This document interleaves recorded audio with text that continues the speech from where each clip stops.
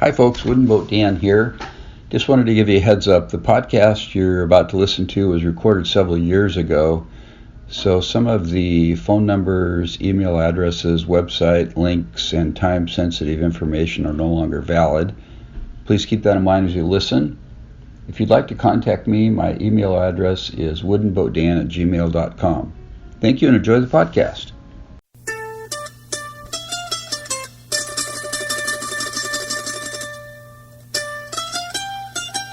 Welcome to Hooked on Wooden Boats weekly podcast episode number 12. I am your host, Dan Matson, and this is the world's first podcast fully dedicated to celebrating the art, craft, history, and tradition of wooden boats. Welcome back for another episode, folks. It's great to have you back. Listener base is growing, and we're having fun, so that's good stuff. You'll notice in my introduction there I said the podcast is dedicated to celebrating the art, craft, history, and tradition. I added that word celebrating because as I thought about it, it's like, yeah, this is kind of what it's about. It's about celebrating wooden boats, and that's a lot of fun. Today's featured segment is an interview that I did with Bill Mahler. Bill is the executive director of the Northwest School of Wooden Boat Building in Port Hadlock, Washington. It's about a 27-minute interview, so you'll want to stick around for that. It'll be good. And then next week, I have an interview with Larry Cheek. Larry is a home boat builder, an author, a blogger, and a sailor. And in the interview, he tells the story of all the boats he's built. And he also wrote a book about building a boat in 2008. It's called The Year of the Boat.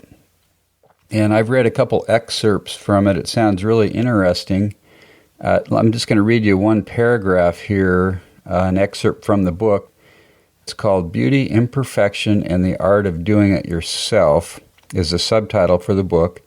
And the excerpt reads as this, not as this, it reads this way. It began as a project to build a wooden sailboat in a suburban garage with a self-imposed deadline of 1 year. But difficulties, both technical and emotional, made a shambles of the deadline, and Lawrence Cheek's project to build a boat became an inquiry into the nature of beauty, a struggle with obsession and perfection, and finally a question of character. The Year of the Boat is a story of how one man built a boat in spite of himself. It's like, I love that paragraph. That is so cool, because that's the way I feel about boat building. It's a struggle. It's about trying to be perfect, but knowing you can't be, and it's a lot of fun along the way. So don't miss the interview next week with Larry. Just a reminder that the show is weekly, published on Thursday evenings, and it's about 30 to 60 minutes in length. As far as contacting me and connecting with me, you can go to my website, hookedonwoodenboats.com. And on there, I would encourage you to subscribe to my email list where I send out articles and just a way for me to connect with people that are coming to my site and enjoying what I do. You can leave comments on the website where I post my blog and show notes. You can subscribe on iTunes or on my website by clicking the RSS button. You can email me at dan@hookedonwoodenboats.com. I'm on Twitter at twitter.com/woodenboatdan and facebook.com/woodenboatdan. And you can call my voicemail feedback hotline at 424-261-2360. Questions, comments, suggestions, stories, tall tales, all that kind of stuff. I would love to hear from you. So what's going on with me these days as far as wooden boats go personally is I want to build another boat. I've mentioned in previous podcasts that I've built 4 boats in my lifetime. So that's about an average of one boat every 19 years, 18 years since my birth. Anyway, my next boat, I've come up with the criteria for my next boat. It's going to be a small boat, a kayak or canoe style boat, and I've come up with my criteria here. thought I'd share it with you. I want it to be 35 pounds or less in weight, so it's very easy for me to put it on top of my car. 14 feet or less in length. I would like it to track fairly straight, have an open cockpit. I'd like to be able to build it with 2 sheets of high-grade marine plywood. I want it to have a capacity of 250 pounds.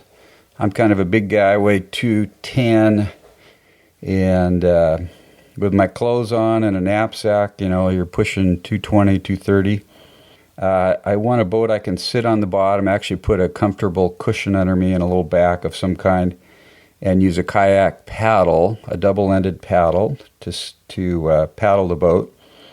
Want something that's pretty stable to get into and out of, unlike some touring kayaks where you have to get in with the paddle behind you and kind of use it as a brace on the shore kind of a thing. I don't want to have to do that on this boat. Let's see here. Not too ugly, but simple to build. So probably not flat bottom. They're not as pretty as a boat with a little shape to the bottom, but we'll see. And cost of less than $500 to build. So that's my criteria, and I'd love to hear your suggestions. Here's what I'm looking at so far at bateau.com, which is BATEAU.com. They've got a 14-foot open flat bottom canoe, and there's actually free plans on there. It's a real basic boat. You make it out of 2 sheets of plywood. It's got flat, it's just basically 3 panels of wood that are about 14 feet long. Looks really easy to build. My only concern about it is that it's a pretty plain looking boat because there's no shape to the hull really, like a boat that has, several panels on the side.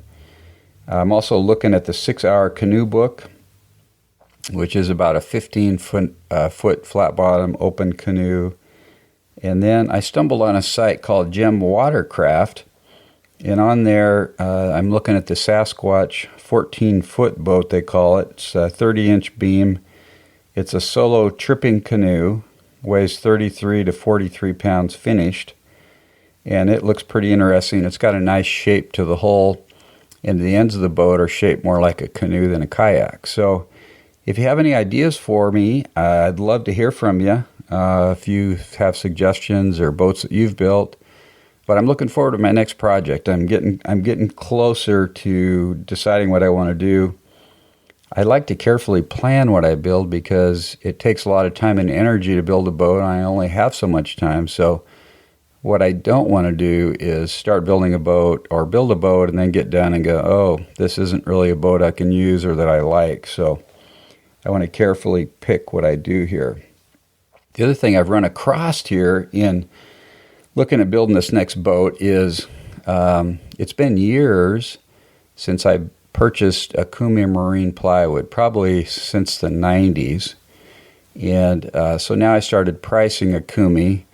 And what I'm finding out is that you can buy the British Standard 1088 Okumi, which comes from Europe, I think, most of it.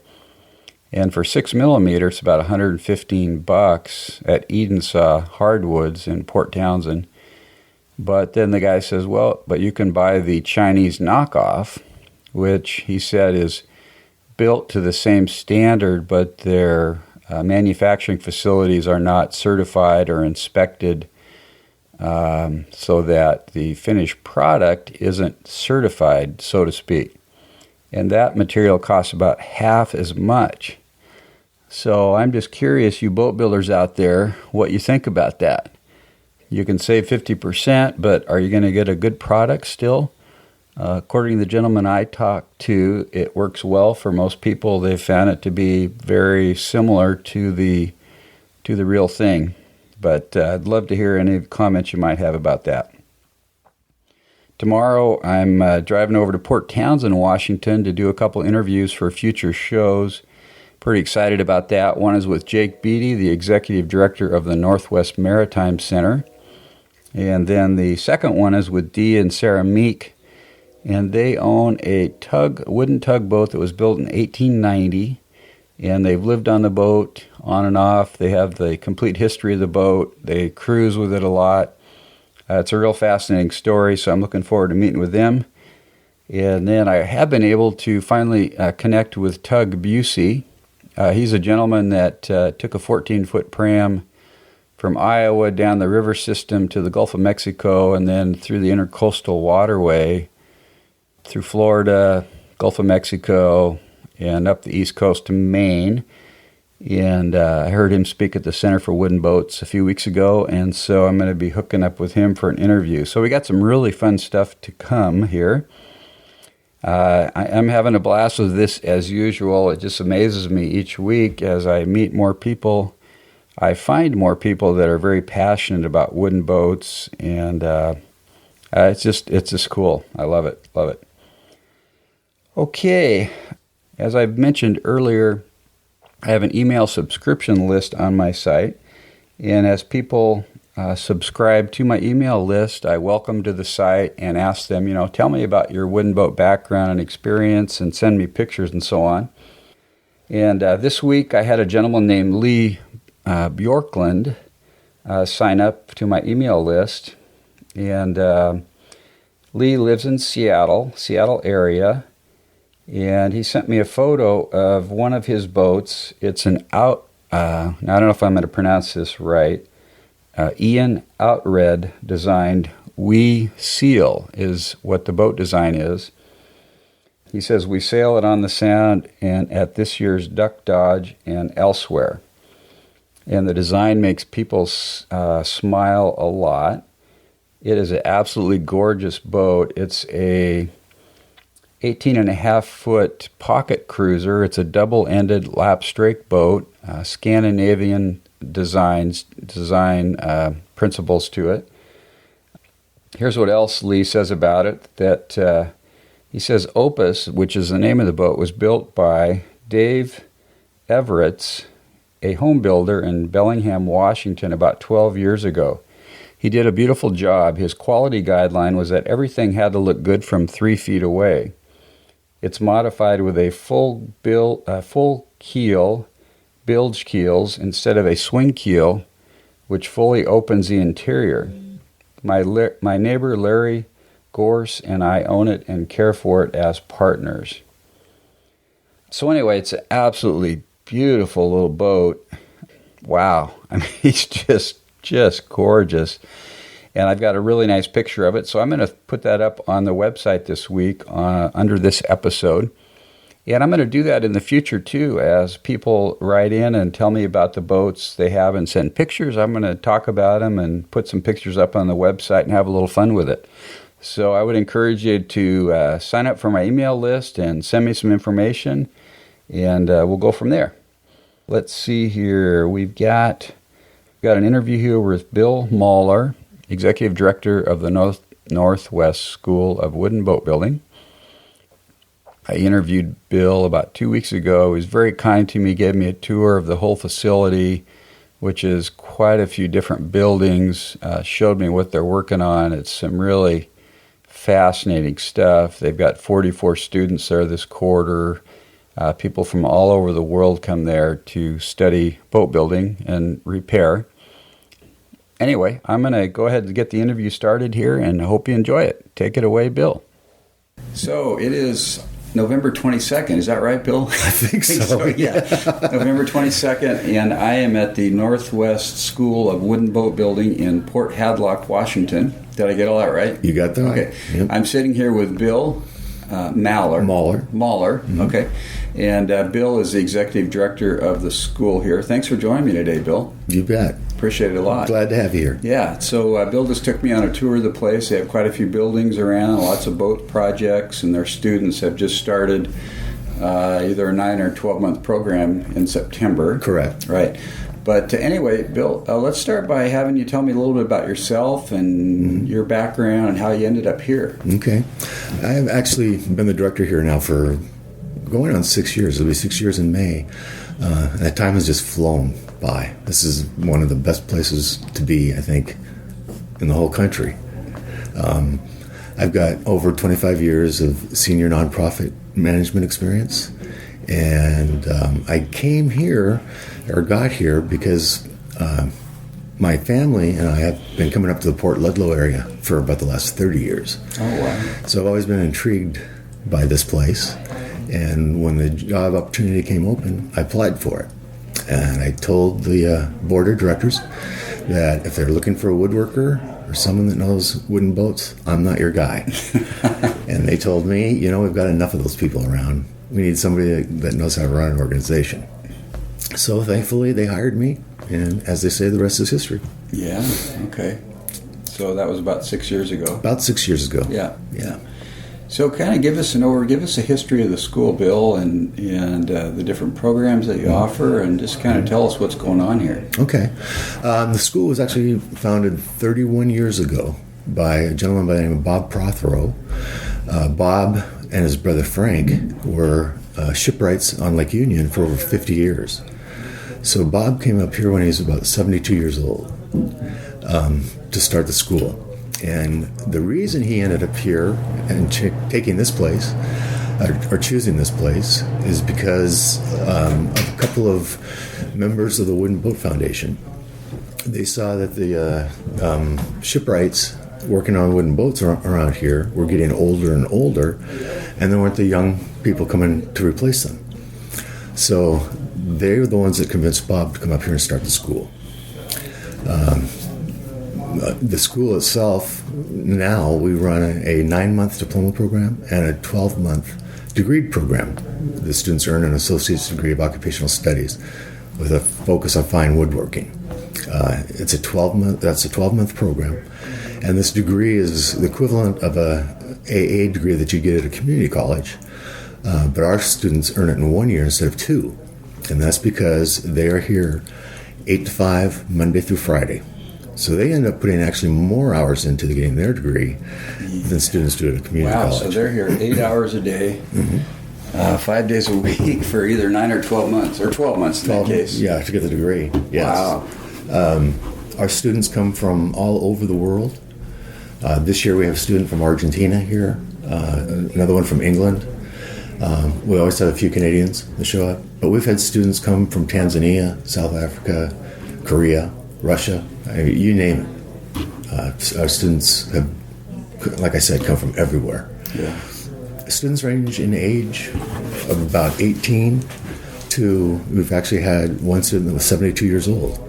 Wow. So we get a wide range of students that end up coming here.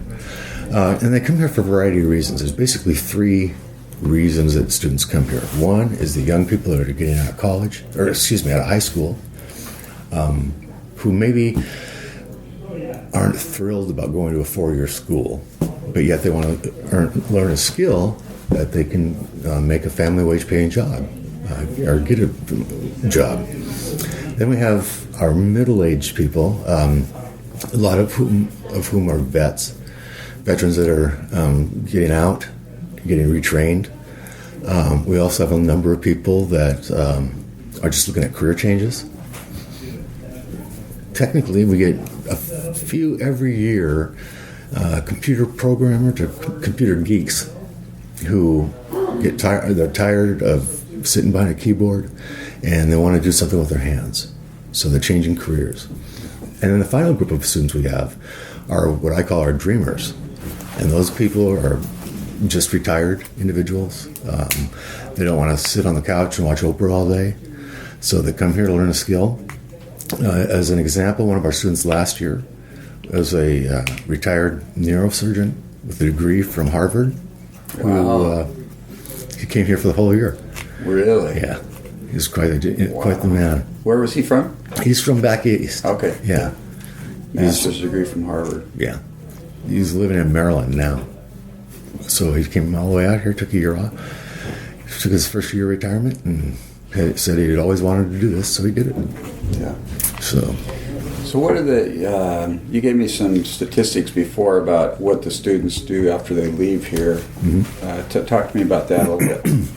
Yeah, we've got 2 types of students here. We have the avocational, the dreamers, the people that just want to learn the skill, and then we have the other group that wants to get a job, become shipwrights. And if you take out the avocational students, and just look at the vocational students interested in getting a job, we have a placement rate of about 80%, which is not bad, especially in this kind of economy. Yeah, that's very good. Then everybody goes into becomes a shipwright or works on wooden boats. We've got a number of people that go to work in construction, furniture making, and I don't know if you've ever heard of Westport Yachts up out of Port Angeles. Yeah. They build those mega yachts. Yeah, right. Well, the interesting part about that is that they also employ almost 200 woodworkers for the interior, to do the interior work of those big boats. Right. So a number of our students have gone on to work up there. Yeah. Have any of your students gone to work at Northern Marine, who builds mega yachts too, over in Anacortes? You familiar with them? I am, but I don't know for sure. Okay. Our students, they come from all over the world, they spread out. Yeah. So sometimes we have a hard time finding them after a while. Yeah. So do you happen to know how many wooden boat schools there are in the U.S. or the world? I'm just curious. There's a number of wooden boat schools at various degrees. There's only a couple in the United States that offered the degree that we do. Okay. And this intensive. Yeah. There's a lot of short-term ones. Yeah. It'll be like a month or two or so. Right. And they'll have like maybe 2 or 3 students. But there's really just 2 that compete with us at this level. Yeah, now is one of them the one in Maine? Yeah. Mystic Seaport? There's Landing School. The landing school. And then there's one on Great Lakes. Oh, really? Yeah. Okay. Which was patterned after our school. Really? Yeah. And what's that one called? It's called the Great Lakes School of Wooden Boat Building. Okay. Yeah. Okay. Yeah. And they offer degree programs like you do. Yeah, they're working on it. I'm not sure exactly what it is, but they've got a working relationship with one of the community colleges over there to offer that degree. Yeah. But this school is really world renowned for what you do. Yeah. You can go up into Port Townsend and walk around, and I'll bet probably half the people there don't know what we do or where we exist, or they think that we're part of the Maritime Center in Port Townsend.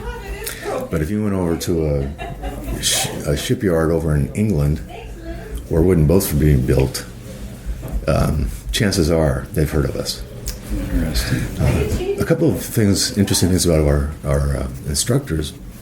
Tim Lee, who's our chief instructor, just last summer, he spent 3 months over in Ireland helping them establish a wooden boat. Oh, really? Yeah.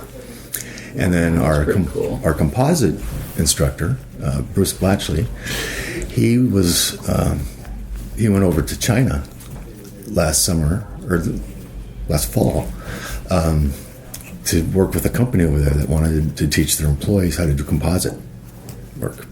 So I think that says something about the reputation of our instructors. Yeah. They were both sought out to go to these places. Yeah. How many instructors do you have now, Bill? It fluctuates depending on the number of students we have. So this year we have 44 students, and so we have 5 instructors. We have a maximum student instructor ratio of 1 instructor per 12 students. And quite frankly, it's usually about 1 to 10 or so that we end up with. Mm-hmm. So it's a real hands-on kind of instruction. It's modeled after the old master-apprentice approach to teaching. Okay. Yeah. Yeah. So tell me about the modules that they take, the quarters or whatever you call them that you were talking about before. Okay. Yeah, the year is divided up into 4 quarters. The first quarter in fall is called beginning projects, and basically the students are learning about the tools, the terminology, safety.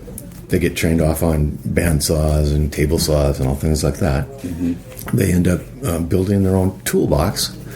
They also build their own dovetail joints. I saw that out. Yes. That's pretty cool. Yeah.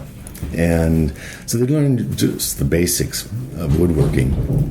And then from January through the end of June, winter and spring quarter, is when the students are actually building new construction. And they'll go into one of 3 tracks. They'll either go into traditional small craft or traditional large craft. And a real generalization is boats under 20 feet and boats over 20 feet. Okay. But there are some other factors that go into that too. Or they go into composite boat building, which we call our contemporary program. And in that class, they're building boats with marine-grade plywood, epoxy, and fiberglass. Yeah, so, all three of those combined. Into that class, I see. Then in summer quarter, we have two courses that the students take. One is called Repairs and Restoration. Students actually work on a boat. They'll map out, they'll survey the boat, write down what needs to be done, build a budget for it, do the demolition portion, and then actually rebuild it. So it's a real hands-on experience. And quite frankly, that's about 90-95% of what happens in the shipyards around here is repair or restoration of boats rather than new construction. Yeah. So do you know in the Port Townsend area how many people are employed in some kind of wooden boat activity, as shipwrights or repairs or that? Do you have any idea? It's pretty tough because most of those places, shipyards, they don't do just wooden boats. Okay. They do metal, fiberglass. It's a combination thereof. Yeah. So, but we did a study a couple of years ago, and of the shipwrights in Port Townsend that work on wooden boats, over 70% of them were graduates of this school. Oh, wow. Yeah. So there's a. And you've had about 1,000 graduates. Is that what did I read that correctly? Yeah, we're over 1,100 now. 1,100. Wow. Yeah. Okay. So how much does it cost to attend the school, Bill? It's $4,350 per quarter. $4,350 per quarter. We are an accredited school, so our students qualify for Pell Grants and low-interest federal loans. We're also just like going to a community college or exactly something like accredited institution. Exactly, and we also are qualified for our veterans that come to the school. Their veterans benefits pays for them to be here. Yeah. So, and I mentioned we have 44 students this year. We have 11 that have some sort of veteran connection. What I mean by that is, with the post 9/11 benefits that veterans get, their family members can now access those benefits as well. Oh. So we have 3 sons or daughters of veterans that are being paid for by the Veterans Association. Mm-hmm. Okay. So let me ask you another question. If somebody's interested in learning more about boat building, but they don't have the time necessarily or the money to go through the full 9 or 12-month program, are there other options available to get involved here and learn some skills and that kind of thing? Yeah, we do some short projects like maybe a week course. We also do some evening courses on sail making and rigging, diesel repair. We're doing a boat design course that's open to the public. And then in the summer we'll do we might do painting and varnishing course, so it's pieces of what's done. Okay. In the last couple of years also we've set up a course from the beginning, which is lofting, through each step till the completion of the boat, painting and varnishing. And that runs about 2 weeks, 2 to 3 weeks. Okay. And we teach lofting, we teach planking, everything. And at the end of that course, we've got a finished boat. I see. Yeah. Do you have any of those classes going on right now then? Or? Not right now. Okay. What's the next one you got on the schedule? It's the diesel repair coming up. It's coming up pretty darn soon. Actually, it's in December, I believe. So if someone's interested in that. And that's done in conjunction with the Sea Grant program. Sea Grant program? Yeah. Now, what is that? Through the University of Washington. Now, how does that? They receive funding. They receive funding to put on these maritime educational programs like this. So they'll actually come up here and do it. Okay. Do the program itself. Yeah. Out here. I forgot to mention that we do teach yachting interiors during the summer. That's the other course besides repairs and restoration. Okay. And that's that fine joinery work that's done. Yeah. Yeah. We got a couple of very interesting projects going on right now. Yeah, tell me about your current projects. We took a tour and saw some of those today. Yeah, up in our large craft shop, we're building a vessel called the Hanson, and it was designed by Hanson back in the 1950s, and was designed specifically for the Forest Service, and to be on large lakes like Lake Washington, Lake Chelan. They'd use these boats to go out and round up loose logs and stuff floating around that were a hazard to potential boaters. But this boat became so stable that they also used it as a rescue boat, like on, for instance, Lake Chelan. If you know anything about Lake Chelan, the weather can change. Oh, yeah. Quickly. That's like a small ocean almost. Yeah. And so people get uphill a long ways, or up the lake a long ways, and a storm comes up. This boat is so stable that the Forest Service would use it to go up and rescue people that were stuck up there. What length is that boat, Bill? It's a 25-foot boat. Yeah. 25-foot cabin. It's going to make someone a great fishing boat. Plank on frame. Plank on frame, yeah. Beautiful boat. Took a picture of it. Yeah. The other one that's an interesting project that we're working on is a 62-foot day sailor. Bob Perry designed, one of a kind, and that's in our contemporary shop. And so it's cedar plank with epoxy and covered with fiberglass. And that's going to be about a 2.5-year project that we're working on here. The best thing about it is that the owner has agreed to employ a couple of other graduates. So the boat is being continually worked on. We run a fine line between education and production. And, we're first and foremost an education facility, school. Yeah, right. So the way we've designed the building of this boat called Sliver is that our instructor, Bruce Blatchley, will monitor it, and when the students, he thinks that the students are going from education into production, he'll pull them off this boat. They'll work on something else, and the other two graduates will continue working on.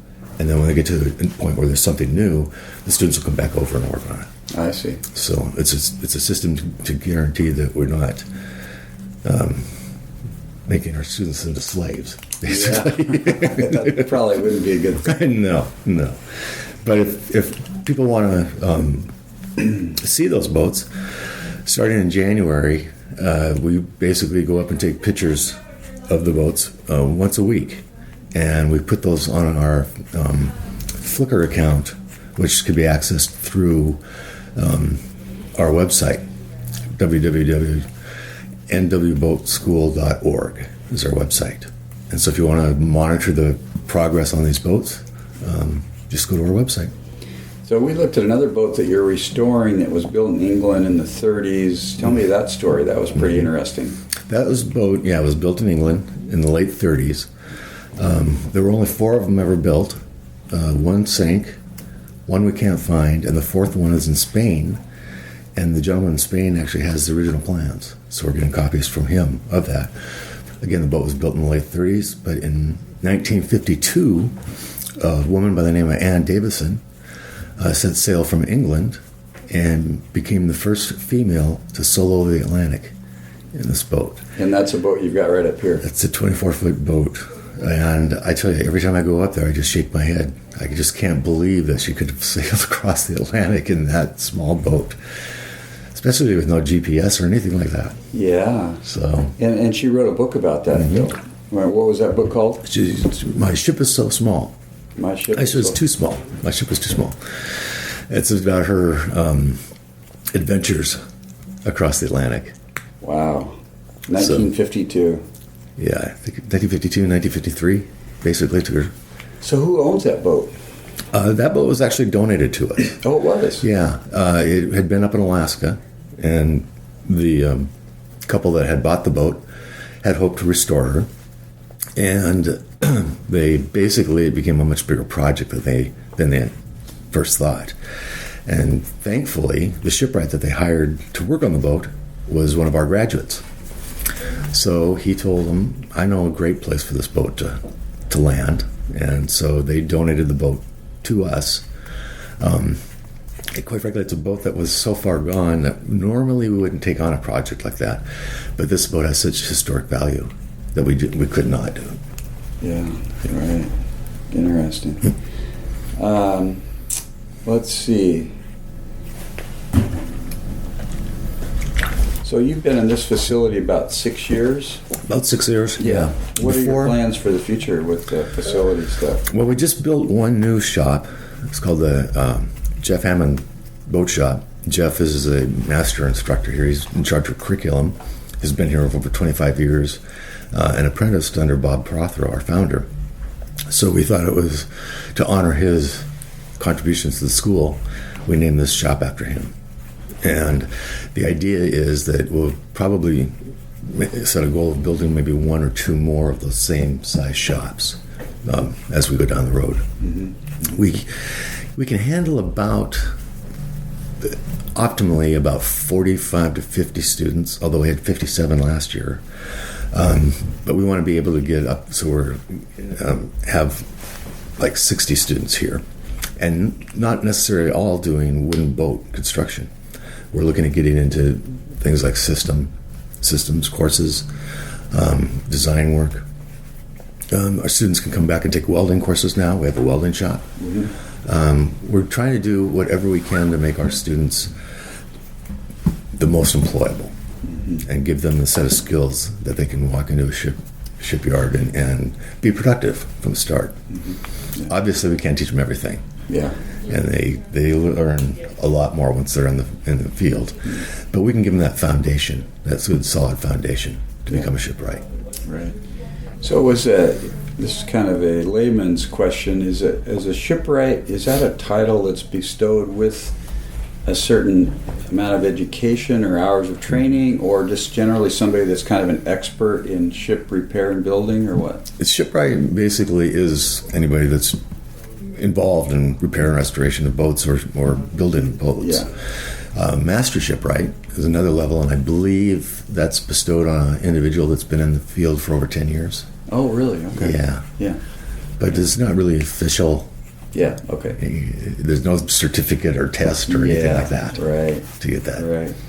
So during the 6 years that you've been here, I'm just curious what some of the most memorable projects are that the school's worked on, the things that have happened here. Is there anything that sticks out to you? Yeah, last year we had a gentleman and his wife that were from San Antonio, Texas, and they were up here spending the summer on vacation.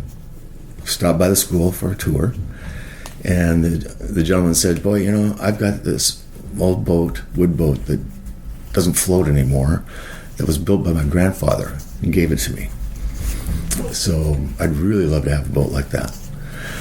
So he went back to San Antonio, and we kept talking, and we ended up building 3 of those exact replicas of the boat that his grandfather built for him. So we shipped those down to San Antonio, and he couldn't be happier. Really? So that was one nice project. So did you have the plans, or you had to take lines off the original boat, or what? What we did was we had him do a ton of different measurements, and then our instructor, Jack Becker, put it into the computer, outlined it, what all the lines were, sent it to him, the owner. He said, "Yeah, this is it." So we started building, and then we would send him pictures periodically to make sure that we were building it to the specifications that he wanted. Okay. And sure enough, it all came together. And you built 3 of those? He wanted 3 of them, yeah. Wow, so, that's pretty amazing. We build boats for people all over the United States. Yeah. The last 2 years, we've shipped a sailboat to New York. We've shipped boats to Georgia, San Antonio, Texas, you name it. People get our boats. They hear about us, and they hear about our reputation and the quality of product that we produce. Mm-hmm. Yeah. So are you aware of any of your graduates that have gone and started their own boat building or repair shops around here? There's a few out there? There's a number of them. Yeah. The Shipwrights Co-op here and actually Haven Boatworks both employ a number of our students. Stephen Gale, who's one of the owners of Haven Boatworks, with Julia Maynard, is a graduate of our school. And then, as I mentioned in the co-op, There's a number of our graduates that are partners in that. The saying goes, though, that the two smartest boat school graduates started a little company called Edensaw Wood. Really? Yeah. They were... I'm aware of those guys. Kiwi was in our first class here, and Charlie was in the third class. So the saying goes that they're the smart ones because they knew where the money was. It's in the wood, not in the boat building. Yeah. So they sell all kinds of dimensional lumber and rough sawn lumber and marine plywood. And exotic lumber. Exotic stuff, yeah. Like Purple Heart. Just about anything. If you're ever up in this area, you really need to take a tour of Edensaw. Yeah. They're just down the road from you guys here. Yeah. Just down the road. Cool. Okay, well, we're going to wrap it up here, Bill. Could you give us all your contact information one more time? Phone number, email, website? You bet. Phone number is 360-385-4948. And our website is www.nwboatschool.org. And I encourage any of your listeners to come on up here and take a tour. I think they'll find this place to be pretty magical. Yeah. And how about email address, Bill? Bill M at nwboatschool.org. Cool. All right. Well, any parting comments for our listeners today? Only two things. If you want to learn how to build a boat, this is the place to come. If you want a boat built for you out of wood, this is also the place to come. Cool. So hopefully I'll hear from some people. Great. All right. Well, thanks a lot, Bill, for joining us today. Yeah, thank you. Have a great week. Thanks. Well, I hope you enjoyed that interview with Bill Mahler of the Northwest School of Wood and Boat Building.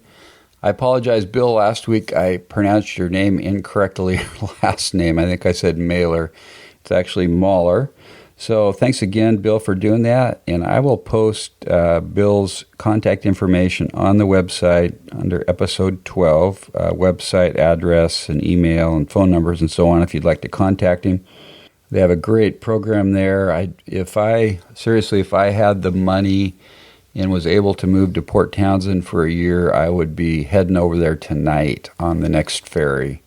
That's how fun it looks to me to go through their program. I just think it'd be an absolute blast.